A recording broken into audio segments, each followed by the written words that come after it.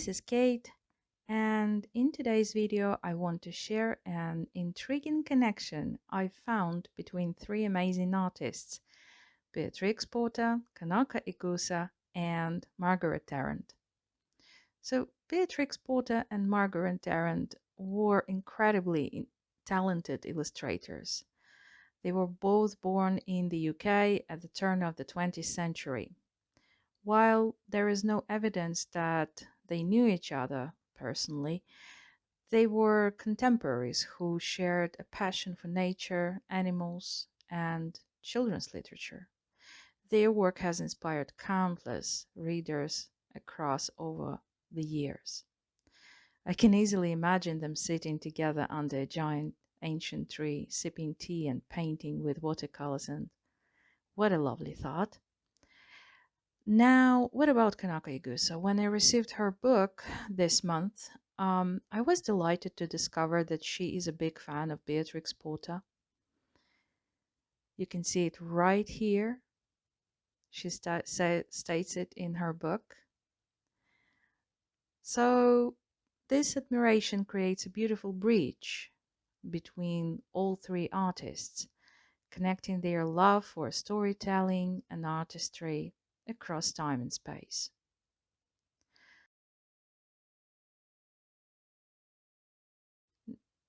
Now we are moving on. This is the page that I just colored this month in November. And now my another new book from Margaret Tarrant, not specifically from her. Um, this book was inspired by her beautiful paintings, Christmas cards. So I decided that this book will be a beautiful project for my new passion, which is gouache paint. And this book is just something that precisely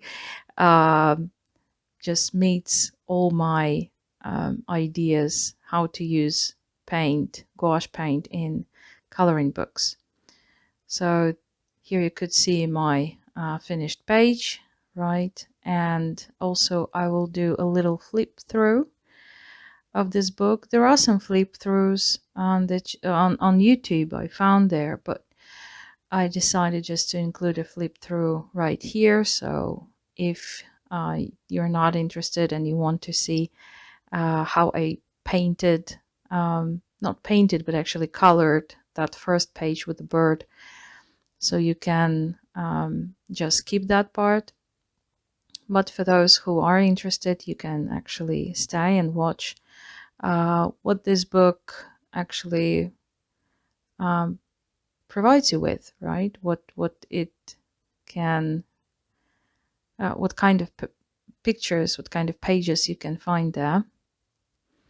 So this one is very adorable. Like I love these hairs with in this lovely pink color there.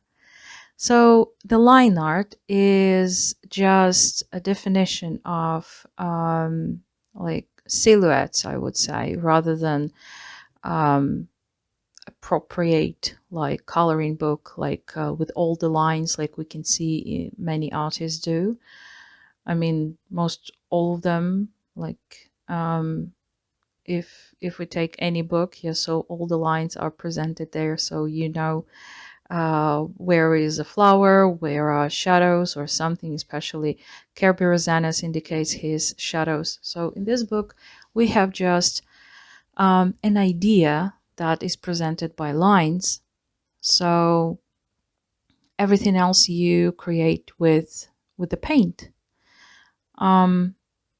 Like I wouldn't say that it's impossible to color it with pencils, like it is, but I assume it would take a lot more time. So this one is also very beautiful. So the whole book is about Christmas, obviously.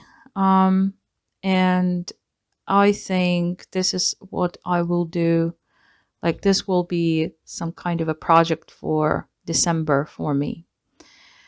And further, I will show you how I colored um, that my first page, and it's actually my very first experience to color with rosa gouache paint in a coloring book. So the paper here, it's okay for gouache. It's not okay for watercolor. It's rather thin. So gouache layers better, yeah, and it doesn't bleed at all.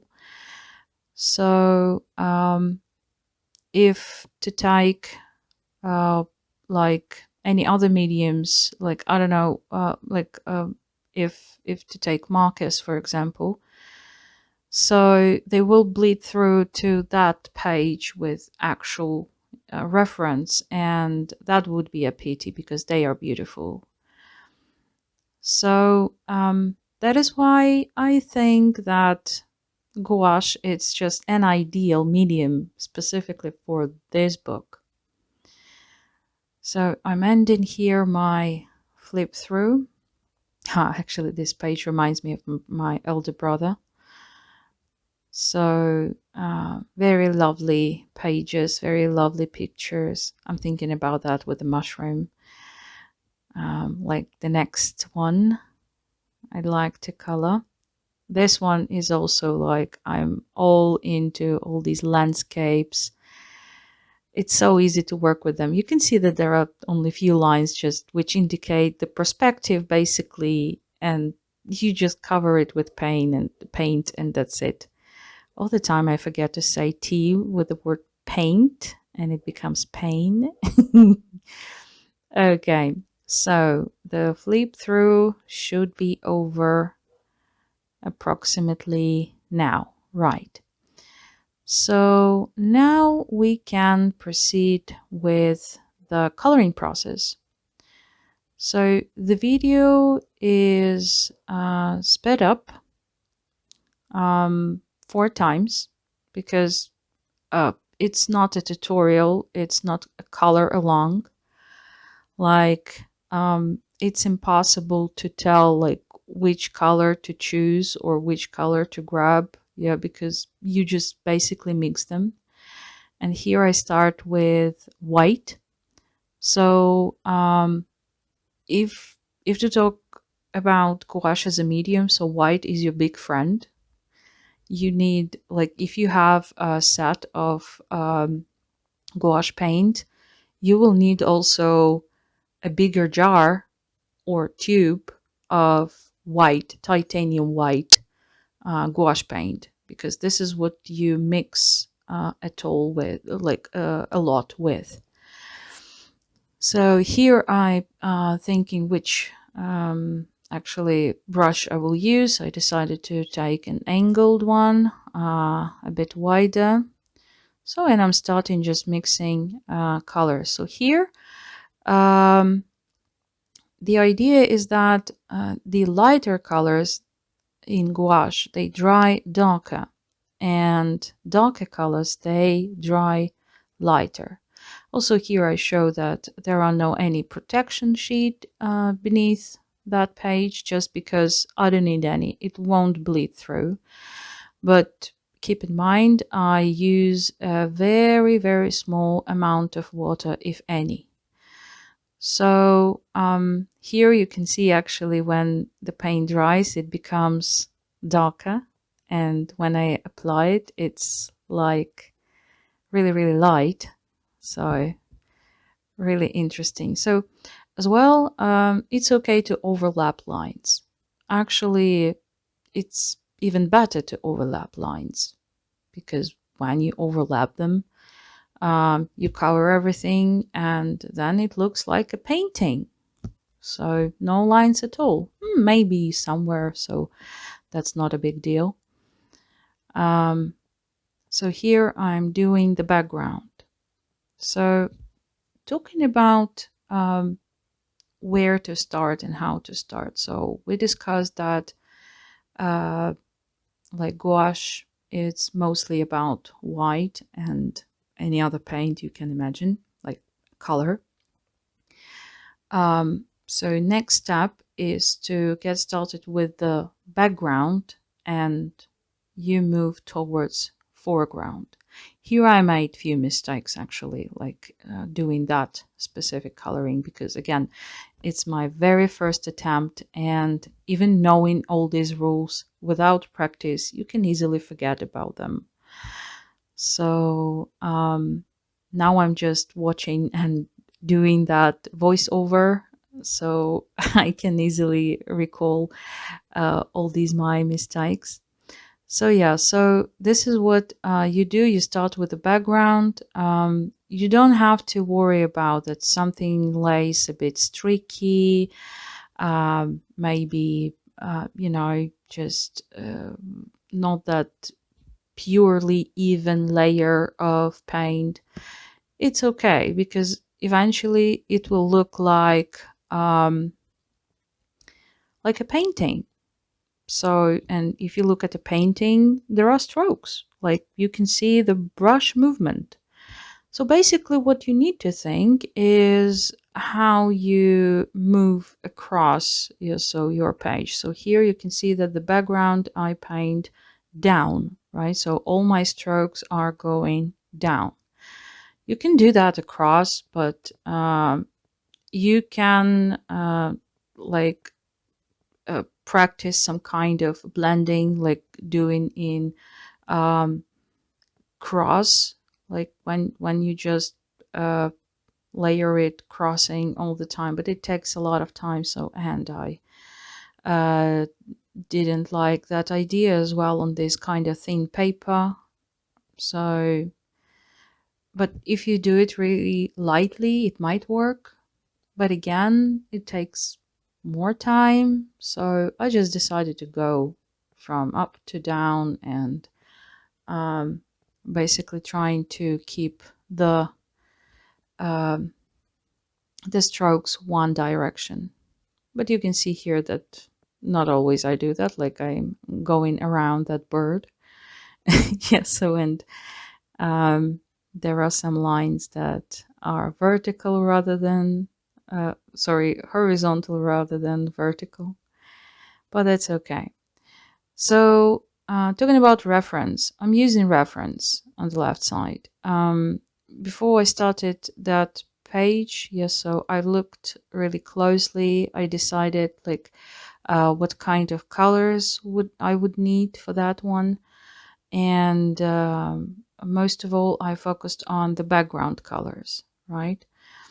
So here in the reference, you can see that the like a little bit, yeah, so on the left. So the bottom part is rather light pinkish, something like that.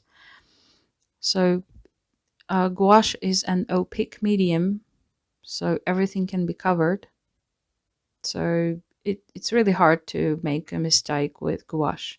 You can always cover it, like with acrylic paint. Absolutely the same thing. So yeah, here I'm mixing more paint, actually to do that second layer, which I was talking about. Here I'm using a bit of magenta, ochre, and white. So mixing and trying a thin layer like separately to see how it will go. So talking about how much water you need on your brush. Generally, it has to be like a damp brush, but then like you use your tissue all the time.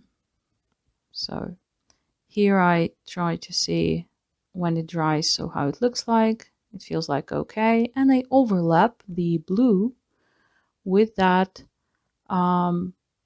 pinkish, yellowish color. So just like that. I'm not using any blending technique, anything like that. I just apply it on top. That's it, nothing else. So why? Because like it is possible to blend like lightly, but I felt like it's okay not to do it. And here you can see that I'm going actually across rather than down as I did the first layer. So the decision of that, I believe, just because of I wanted to cover better that part. So yeah, you can see that when the paint is wet, so it actually reflects a lot of light, but when it's dry, so it leaves that pinkish, yellowish, white color. Yeah, and I would say it's like rather glaze than actually color, so it's very light. So what's next? So here I made a little puddle. Yeah, I put there too much water, so I didn't like the brush stroke that occurred there. So, and now um, I want to kind of remove it and to blend it a little bit just with water. So here I have to stop, right? So now everything is dry. So, and we can proceed. So I'm taking the next blue. So these are two different shades of blue and brown. So blue and brown, this is what you need to create any shade of gray, basically. So this is my mixing brush. It's an old brush. I do not paint with it, but I just mix paint with it. It's a tiny one. So if I'm not mistaken, now I will do the background, the lower part of the background, like this heels, yeah, something like that. So talking about why I have on caps of gouache paint, yeah. So I was thinking like, oh, maybe I should put on stickers so I can see which colors are on the cups here, because to pull out all the time each jar to see the color, so it's time consuming. So I started to apply stickers and I felt like, no, it takes too much time. So I just went with like did it with a really old way, and it's just basically you apply a little bit of paint on top of a jar and that's it. Yeah, right on the lid. And that's it. So now I can see like each jar, it's a reference of a color. So yeah, here I'm doing the lower part of the background, mixing a little bit more of paint, and this is where actually I made a mistake.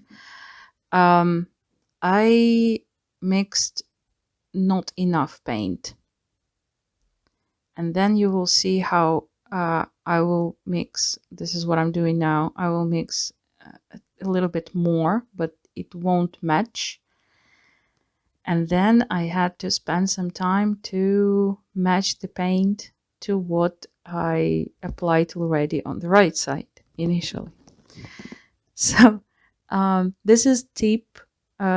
It's very valuable tip. So if you need to cover a large area, yeah, just mix enough paint to cover it all. So you won't have to mix one more time, because it's really, really hard to actually find that color one more time, to mix it one more time. It's really hard to do, yeah, the same ratio. So, but if something like that happened to you, here I will show you actually. Uh, I see that the paint dries and the right side looks different. Right, you can see that the left side is darker, if I'm not mistaken. So, and I will just mix a little bit more of paint. Yeah, this is when I ran out of paint. I'm trying to mix it again. And this is what I do. I do a swatch and then I compare it. You see, okay, it should be a bit darker. There will be one more swatch. Right, it's here. So looks okay. So, and I decided to apply it.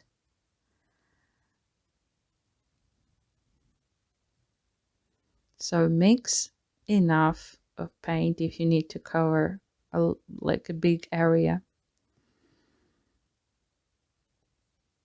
Like through my mistakes, yeah, I hope that you can learn something. So yeah, talking about the process, it's really enjoying. It's different than pencils. I cannot say that pencils are worse or better. It's it's just different mediums. Sometimes I want to color with pencils, sometimes I want to color with paint. So this time I just felt that I want to feel some paint, and I want um, to create something connected with nature. Yeah, something that would look like a painting rather than a like colored page. So this book reminds me something like coloring by numbers. Yeah, so when but in this case you don't have numbers and there are not many lines, so there is even more freedom. So if you feel that this is something that you kind of want to try, so this would be actually your choice, I guess.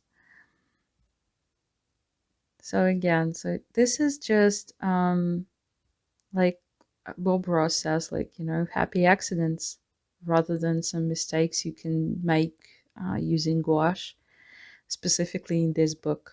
Yeah, you can always cover anything or even everything. Yeah, so and redo it, repaint it, add as many layers as you want. So gouache is very, very forgiving. Like I feel it in that way. So also I've seen some tips on YouTube that some artists say that it's better not to color, like if you apply a thick layer of paint, then don't even try to cover it with a like thinner layer of paint, like with diluted with water. I disagree with it, and some artists actually too. I'm not an artist, I'm just collecting opinions. So you can apply diluted kind of paint, and you will see actually here how I do it. Applying shades, yeah, or light accents. So you don't have to make it opaque. It can be like watercolor consistency. The only one thing that do not rub it into your paint, because you will mix the paint that is under it and the paint that you apply. So you try to apply it with one stroke very, very lightly, and then it will work. And yep, not too much water on your brush.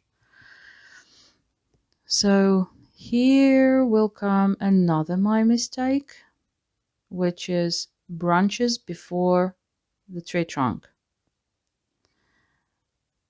The not the tree trunk, but the tree itself, yeah, where the leaves have to be.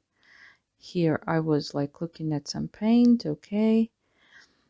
So you can see that there is a tree in the background on the right side, and I already covered it with the foreground branch. This was my mistake, I would say. Like with watercolors, that would be bad. Like not that it would be impossible to fix, but still that would be bad. So Here I work with branches and grass and all the dark textures. Now I'm trying to figure out like what the lines are, like where they are going. So yeah, talking about the lines, they are not precisely um, the same as in the reference. So they are slightly different. So you will see that the bird will come out differently than on the reference, as well as I have noticed that some lines on children's faces, yeah, their facial expressions, they are also different, but that's okay. Yeah, the difference is not that big, and you can always use your paint to, if you want, yeah, to recreate the original. I didn't try to recreate pretty much the original. I used the original as the reference, yeah, to see like where the shadows are, where the highlights are. Yeah, so some things like that. I added some things just by myself because I wanted. That's it. Yeah. So again, our rule, my coloring book, and I do with it whatever I want. So that's about it. So that is why don't be afraid of such things. Experiment, um, try everything you want, or just relax and use the reference to inspire you to, so you don't have to think about what colors you need. This is actually really painful for me to choose colors for my coloring. Yet if I first paint, it's to choose actual page.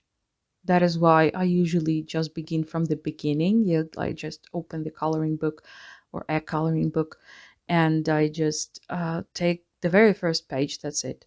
Or I ask someone else to pick up a page.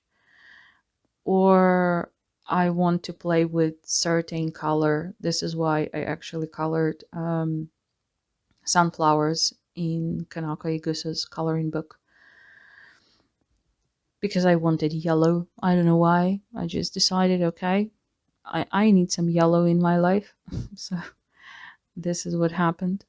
But generally, it's really hard for me to choose colors. And if I don't choose colors, then uh, usually a disaster happens. Lots of layering, lots of work, and generally I get tired of some page and I don't want to go back to it. But at the same time, I'm not a fan of whips.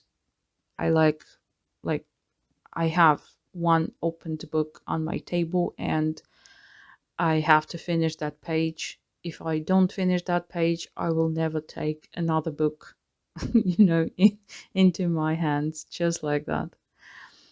So here I'm mixing the gray to make the crown of the tree, finally. Yeah. So I realized that I didn't do it. So again, gray, you need brown and blue. You mix them together and you receive your gray.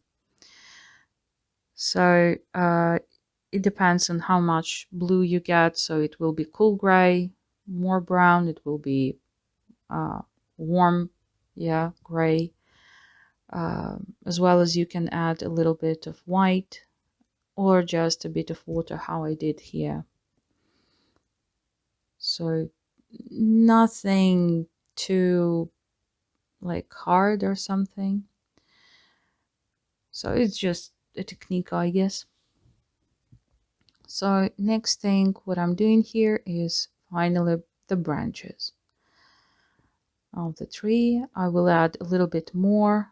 So I'm covering the lines firstly as the reference goes, and then like as the lines, yeah. Um, and then I will add my own because in the reference there are more branches. So talking about brushes, for this particular, I would say project, because I feel that like this might be my project book. Um, like I received these two books, Kanako Yagusa and Margaret Tarrant coloring book, like about maybe 8 days ago, but I didn't have time to purchase a few more brushes. I needed specific brushes, number 0, um, natural bristles and squirrel one, right? And one synthetic. So both I bought from Rosa. It's our Ukrainian brand, and I like their quality, so I'm okay with what they have, like the brushes, the paint, so fine. So I got these two, and here I'm working with the natural bristles, and then I pick up uh, with synthetic. So synthetic brush, it's more like bristles are harder, and that is why you can make beautiful fine strokes, yeah, to represent some grass there or some bushes or some branches, something like that. So the softer one works really well with branches on trees, yeah, because it's soft, and when you press lightly, so it will go like thicker, from really thin to really thick. And that is why I needed these two brushes actually to work. Here I'm showing this um, actual brush, so that it's easy to do some grass with it. So I felt actually as Bob Ross. That was it. This is really cool experience to paint with gouache paint, specifically in this book. The illustrations are so cool. They are so warm. It's hard to describe, but they are amazing. So here I'm trying to apply a little bit more of shadows, blending a bit the bottom line of these distant objects to make it more coherent, I guess. So now I'm thinking what I will do next. I don't remember what will be next. So softer brush I grab. Yeah. So, and now I don't know what I will do. Okay, I'm mixing some blue. Oh, shadows, right. So there are some hills on the right side, and I want to give that definition of these hills. Yeah, like snow can be darker, lighter, depending on shadows. So this is what I'm doing here.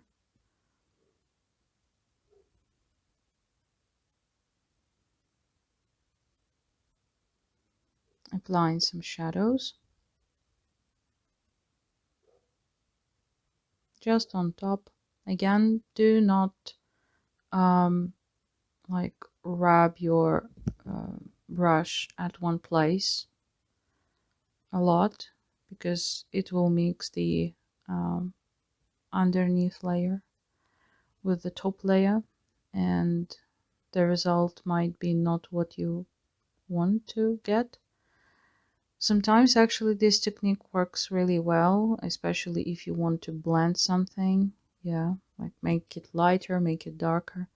But generally it's easier just to apply a light layer on top, like I'm doing here, making lighter the tree to represent that there is snow, there is frost. So here I'm looking at the reference.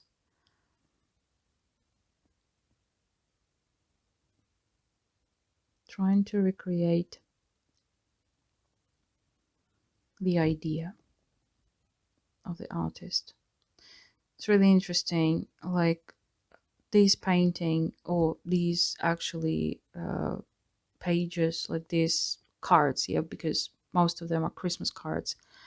They were created actually 100 years ago. I think that even a bit more. It will be 2025, and they were posted, if I'm not mistaken, in 1920. So 100-year old reference. I think so. That's a long time, you have to think. And maybe that is why I feel that they are special for me. I love history. I love everything, like every movie about some ancient stuff, all these documentaries, etc. Um, but rather about some art, about artists, about some uh, really interesting people, rather than politicians or something like that. Like, I used to be interested in that when I was younger. Now I think I want a little bit more of, um, you know, just peace. So that is why I'm more interested in these things. So here I'm mixing, yeah, the bird. So talking about the bird, as this is our focal point, this is the main object in this picture. I decided that I need to work on that um, using layers. So if you want to make something really outstanding, yeah, it's like, for me, if you work with paint, um, to my opinion, it has to be layering technique, because then it has all these details and it looks um, really, really attractive. So talking about layering, you need to think about the colors and everything. So here I applied a few layers and then let it dry. So now I can go farther. So I need to color the leaves, because some leaves overlap with the bird. So I want the leaves to be ready. So when I finish the next layers of the bird's color, so they, if something gets from like green gets on bird, so I can easily cover it when I'm working on the bird itself. So that is why here I decided to work on the leaves. So talking about the leaves, here I used an idea that came to my mind when I was coloring them. So it's like, if I apply a thicker layer, it dries darker, and if I apply like a thinner layer, then it dries lighter. And this is how I made my first um, like uh, definition of color, like not definition of color, maybe it's highlights, right? Just, you will see it works pretty cool. So here I added a little bit more water to my brush. I erased a bit using my tissue, and you can see that on the top the leaves are very light. The lower I go, the darker the leaves will be, because I apply more thick layer of paint. As well as the left side is usually like, this is where the source of light, as the reference shows. So this is where I apply a bit more thinner layer of paint. And then not everywhere I was using that rule. I was just going, it goes like it goes. So that is why uh, we can see some play of light on the leaves already on that stage, using just one layer of paint. but just you control how much paint you apply. And it will give an amazing effect. I was really proud of myself when I discovered that thing. Like, that's a discovery. Anyway, I consider painting, this coloring as an experiment.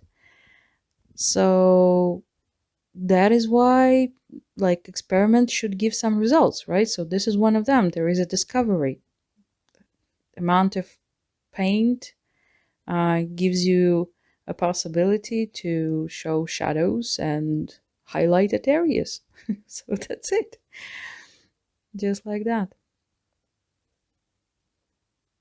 So yeah, something boring like the leaves. Yeah, but they can be fun as well.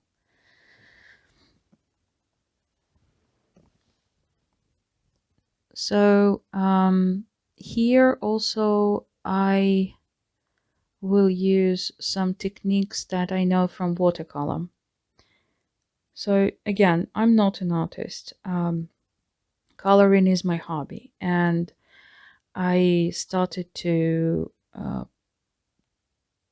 color, I guess, because it was painting by numbers, like these huge paintings that like 50 by 40 centimeters, that you would use acrylic paints on.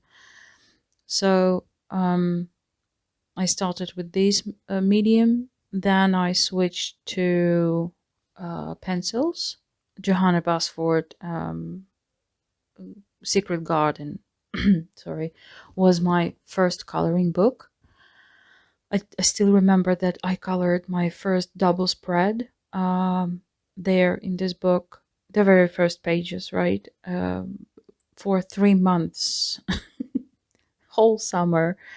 It happened in 2020, and it took me that long, not because then I understood what was the problem. The problem was actually pencils. I had a very, very bad set of pencils. They were really hard and gave very, very small amount of uh, color, yeah, to the paper. So it was a nightmare, but 3 months and I finished it. So what I did next is I purchased my second set of colored pencils, right? And they were okay. Like almost no name brand, but still they were softer. The color was rich. In comparison, it was like heaven, to be honest. So then I colored with these things, and then I wanted to try out watercolor. So it was next medium that was in my head, like watercolor. So I purchased my first set of watercolor, and like basic colors, just to understand how it works.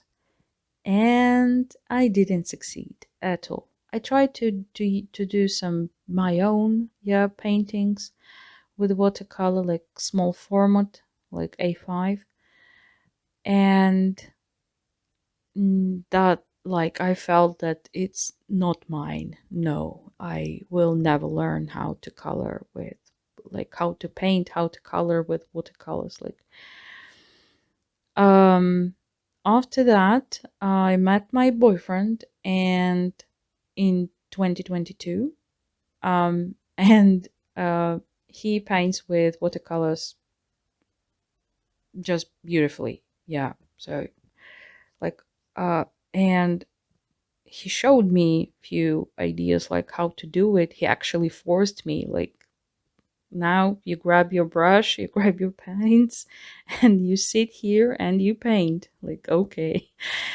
So he made me some line art, and then I just colored it.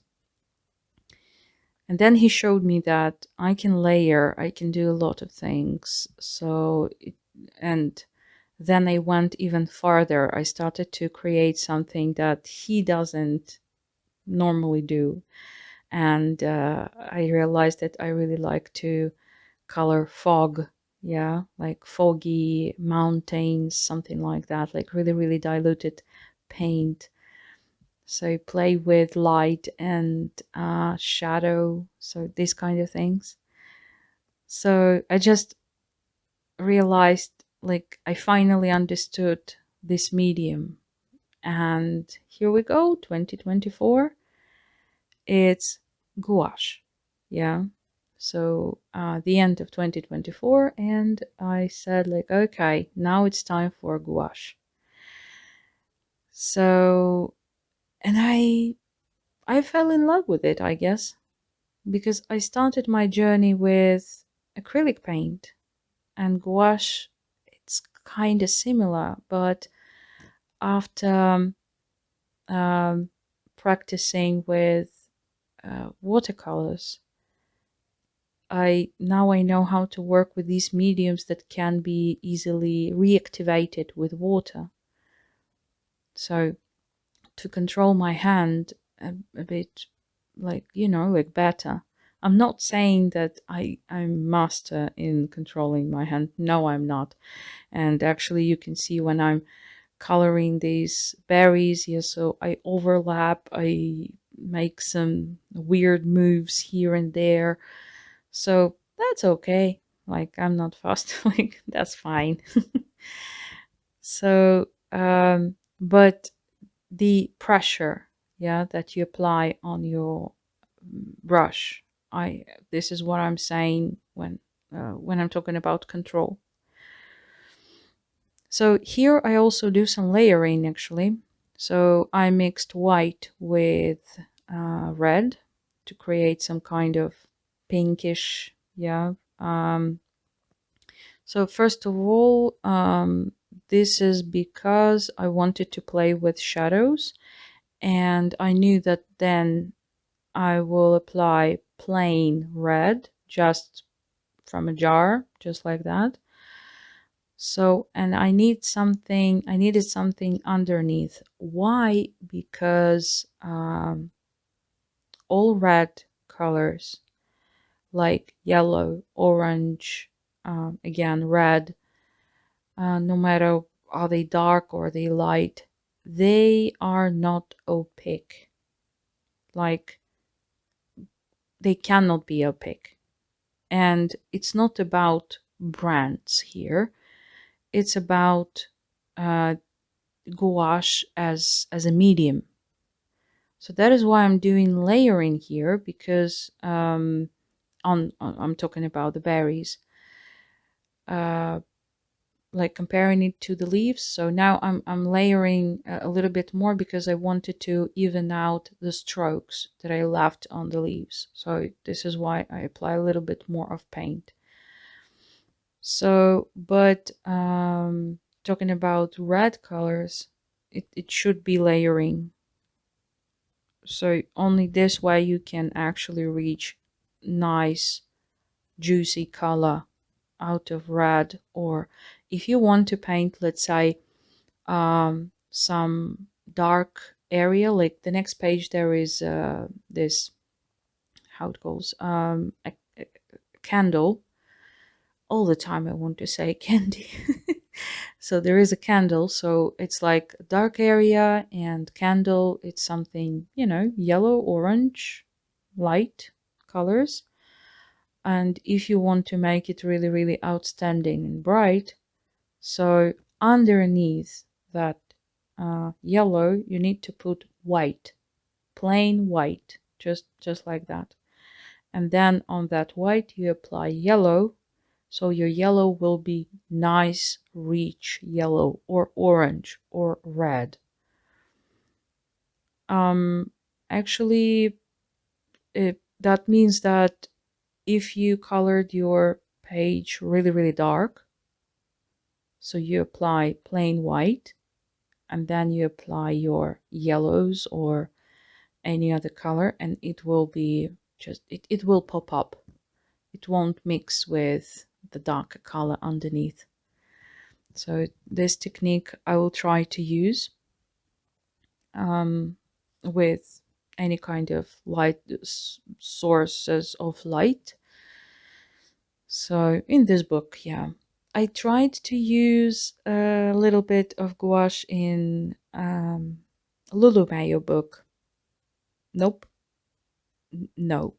And this is not because of paper, or it's just because art there, it's not about these kind of coloring. Here I'm painting rather than coloring, right?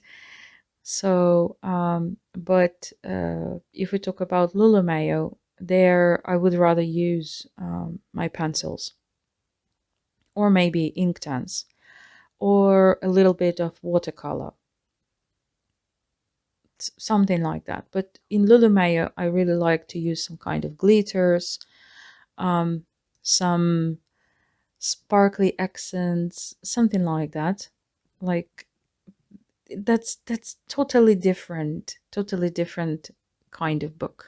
This is how I feel it. So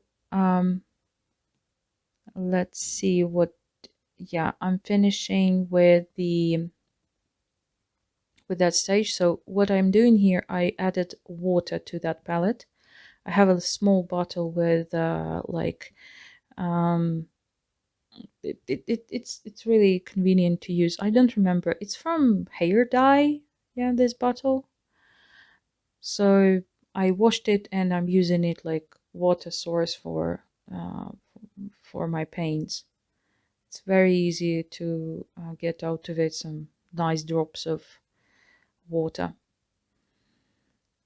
So I waited when the layer that I applied will dry up and my uh, set, yeah, actually palette will actually soak with water. So yeah, here I'm doing the next layering, yeah, with grayish brown. Basically, it's brown with gray, I said with blue, dark blue. Just amount of blue in this brown is more. Then I grab plain red. This one is plain red, and I apply it on the berries. So here we have layering as well. Actually, you can see that I was painting the bird, and then I put my hand just straight on it because it's already dry. So gouache dries really fast. Also really good feature. Comparing to watercolor, like if you paint on watercolor paper, so you can apply like nice amount of water. Is it okay to say nice amount of water? I don't think so. Like you can apply a lot of water. Let's make it like that. So and so you need to wait when it dries, and it takes, depending on the temperature, yeah, of environment, yeah, but usually takes some time. So with gouaches, it doesn't take that much time, like a few minutes and it's dry. So gouache dries, comparing to watercolor, far quicker, like really quick, in a blink of an eye. Maybe not that fast, but anyway. So here I'm applying that plain red, and you can see that this red is really juicy and bright because of the under, yeah, layer, the first layer of pinkish. So like, why wouldn't I then apply it just plain red and then one more time plain red? Because I wanted some kind of like uh, again play of like the color changes, right? I mean, when you, like we did, like I did with the leaves, yeah, when you apply just a thin layer of paint, so it's brighter, yeah, and vice versa with a thick layer of paint. So here I'm using the same idea with plain red, but underneath I have this pinkish color because I wanted to pink pop up a little bit. It's hard to see it, I understand, but believe if there was just red on red, the look would be absolutely different. Yeah. So here I'm using a bit of brown to darken some berries. I will do more of shadows later.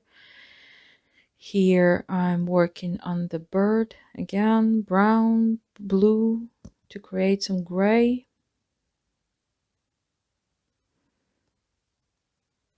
So here and there I'm just applying a little bit more and more of paint on the bird. Here I have pre-mixed colors. I don't have any colors like these in my jars. I mean, rosa, I just uh, mixed it and left it there. So I do love these two colors. They are like peachy, something orangey peachy, somewhere there. So, and I'm using them on the bird, as well as I will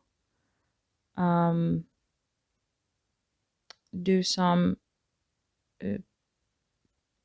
if I'm not mistaken, I will soften some shadows a bit, like specifically on the wing.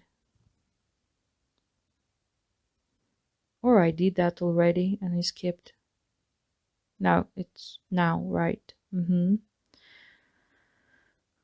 So just to soften that, your brush needs to be synthetic first of all for these kind of purposes, because you need to mix your paint on your paper, yeah.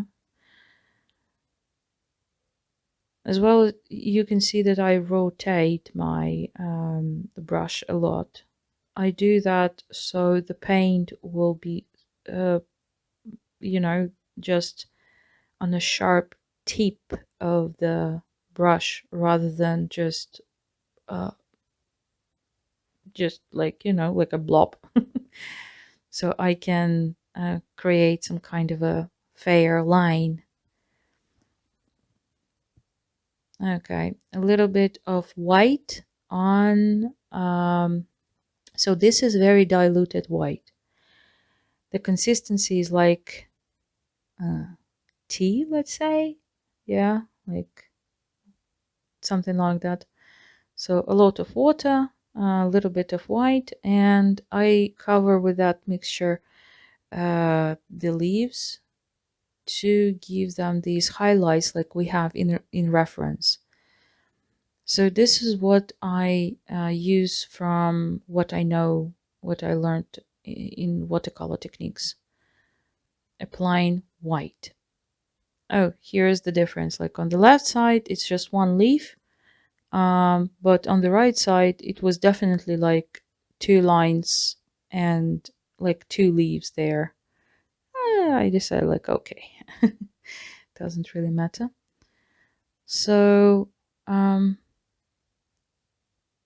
then I grab one more brush, make a nice little point, and yeah, I need to take more thicker white to do some highlights on the berries.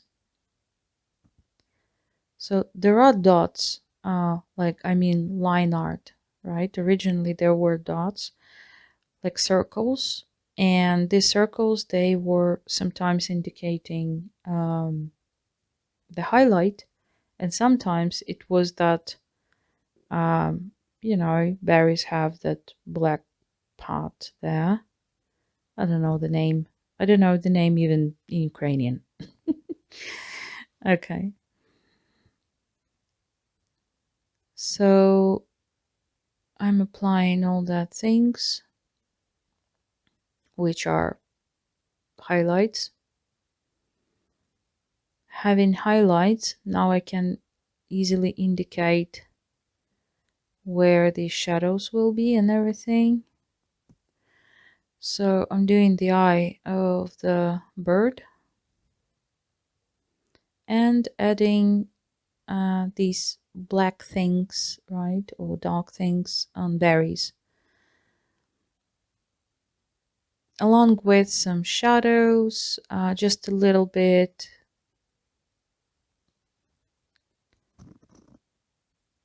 So here it's creative process. Now, like you can use the reference, but generally you would just trust your own idea. When you are in the process, you just don't think. You just do that. You just see what you do and you just do that. So this is the state of mind right now that you can see in the video. Just adding black here and there to make it pop a little bit better. So here I'm using actually dry brush. So I apply a little bit of paint. I grab a little bit of paint just straight from the jar. And when I apply it on branches like that, so it's the brush is almost dry. So it would provide with like really thin lines. The bristles of the brush, they go apart, and this is dry brush technique. Now I'm doing the beak of the bird. A little bit of, oh yeah, shadows of the berries. Now here we go. So in the shadows of the berries, I used a mix of green and brown. Like a weird thing to use, right? But the point is that green and brown is the best choice here because leaves are green. We can see that, right? The berries, their like skin reflects a lot of light. So it actually reflects the color of the things that are around them. That is why brown indicates dark red, and green, that would indicate the leaves around.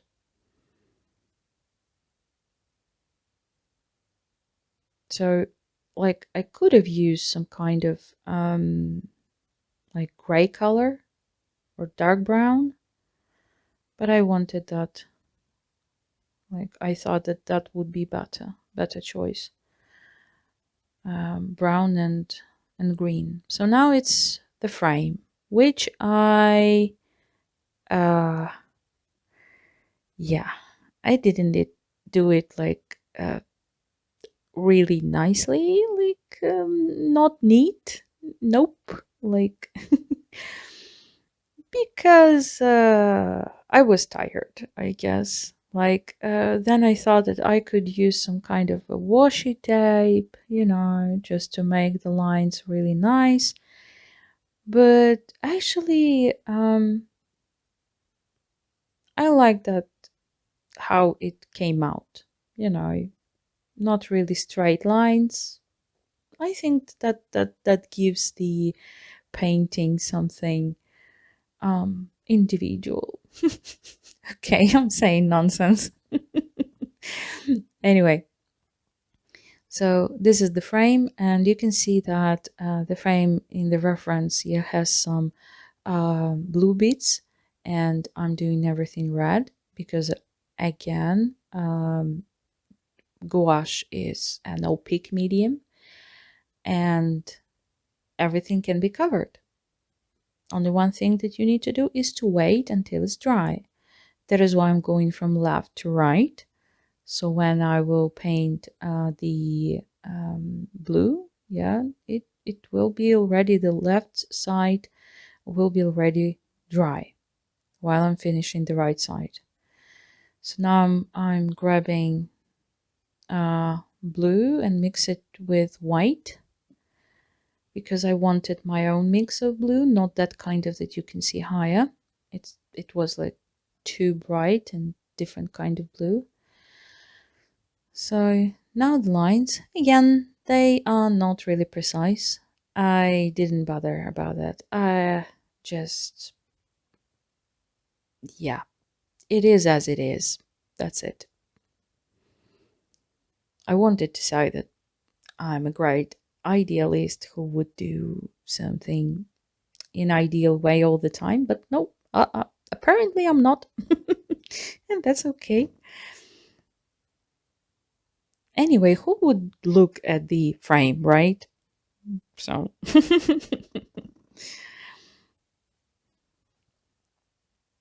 so here I'm finishing the painting. The painting. Oh my god, I'm calling it the painting, you see?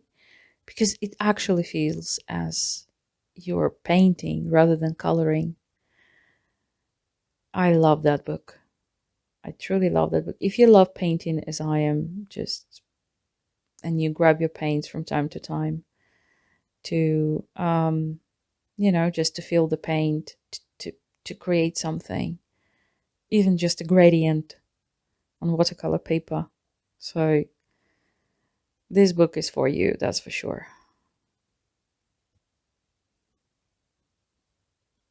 Yeah, finishing a bit of the tree. I decided to add something else there. And here we go. This is the end of that coloring. I hope you enjoyed the video as well. You can see that there is anything on the backside. Yeah, the paper behaves well. A little bit, just a little bit buckly, but that's okay. So yeah, this is the end of the video. I hope you liked it. Yep. Wish everyone happy coloring and see you next time.